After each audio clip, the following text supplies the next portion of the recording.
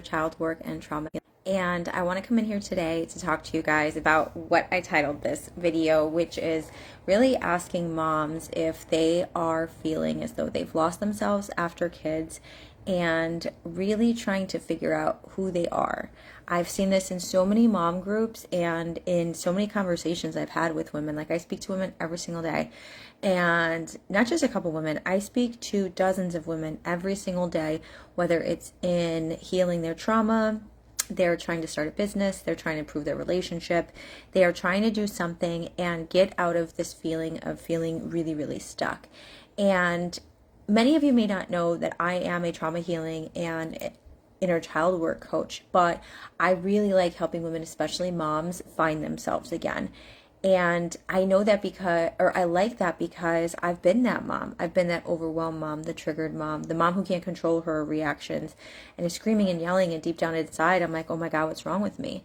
So what I always tell my clients and let them know is your feelings are valid. Like, if you feel overwhelmed, that's valid. If you feel like somebody is crossing your boundaries, that is valid. If you don't feel like yourself anymore, that is valid.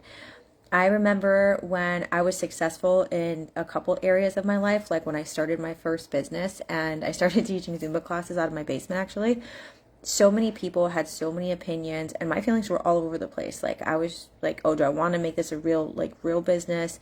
Can I afford it? Am I going to be able to do all the things and raise two young kids and a school age child and like do all these things? And so I felt overwhelmed all the time.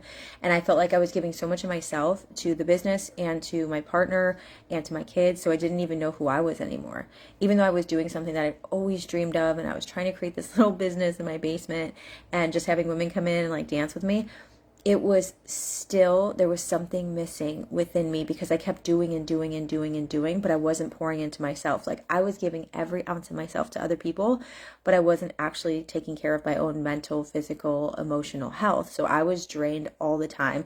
And I know so many of you can relate to this because we lose touch with who we are when we are giving 100% of ourselves to other people. When we're trying to manage the household, we've got the daily grind of parenting, we've got taking care of other people. Maybe you're taking care of your partner or an elderly parent. Like, once you reach your 30s and 40s and above, you're going to experience a lot of these things. And it's an absolutely normal way to feel overwhelmed or depressed or anxious when you don't feel like you're the one in control.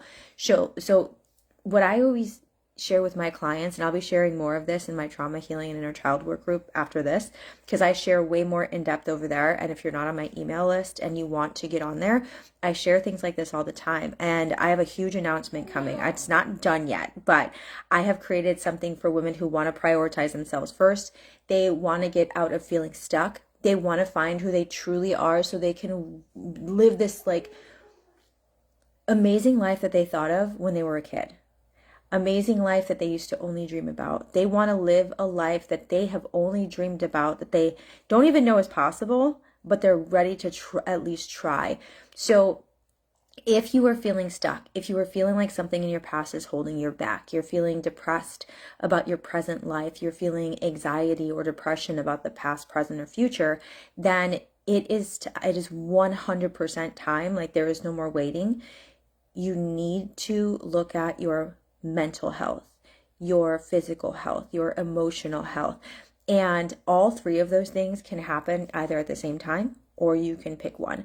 But for most of my ladies, and for somebody who used to teach Zumba and had a gym and even had an entire weight loss program, very successful for many years, helped hundreds of ladies, most of my ladies, it wasn't the physical health that they really needed help with. That always was a side effect of them really working on their mental health and emotional health. By prioritizing themselves, they got healthier and lost weight. By finding what was really holding them back, like what was that block or that like locked door in their brain where they didn't feel good enough, when we were able to do things like inner child work and start prioritizing them and making them feel more confident and safe and secure, that's when everything starts to change. Okay, but this is why prioritizing yourself is so important, because if you don't sit with your inner child and have positive conversations in your own brain, you're going to let those 80,000 negative thoughts go through your head all day long. That's where the depression comes from. That's where the anxiety comes from. And it is a slippery slope, my friend. the moment we start with the negative self-talk, like, oh my God, I've got to do this and I've got to do that. And as soon as your feet hit the floor in the morning, if the first thing you do is go do stuff for other people, you will feel drained. It's like a bank account. I use this analogy all the time when we're talking about prioritizing ourselves. It's like a bank account. You put in and then you withdraw later. You have to put into what I call a pleasure bank. You have to experience vast amounts of pleasure before interacting with other people. And we do this with things like somatic exercises, yoga, meditation, journaling. And if you're someone who's like, I don't need to journal, you probably need to journal twice as much. I'm not somebody who can do yoga, then you probably need to do yoga twice as much. I'm not somebody who can meditate. You probably need to do it twice as much, because if you are not taking time for yourself, you will wear down your body. So you'll wear down yourself physically, mentally, and emotionally. And then that's when we start to see unwanted behaviors and reactions: yelling, screaming, hiding, crying, not being able to control our emotions, not feeling like we're good enough, not feeling like we ever have time to ourselves, no matter how much we plan. We feel unmotivated, then we feel like a failure, feel unsuccessful. But when you prioritize yourself, and not just self-care, like not just taking a bath, not just, I mean, those are basic needs, right? If you're not doing those, then we have an even deeper issue, and you should actually like call me immediately if you are not taking care of yourself and just the basic needs, okay? But it's really about discovering the identity that you know you've always had, because finding the peace is finding who you are. Finding calm, finding the best version of yourself for you and your family is all inner child work.